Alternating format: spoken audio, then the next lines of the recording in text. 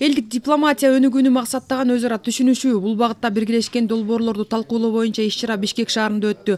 Анда Евразия мейкиндигинин өлкөлөрүнүн көп улуттуулугу, диаспоралар, этникалык жана чек арадагы жергиликтүү чыр-чатактардын алдын алуу тууралуу маселелер талкууланды.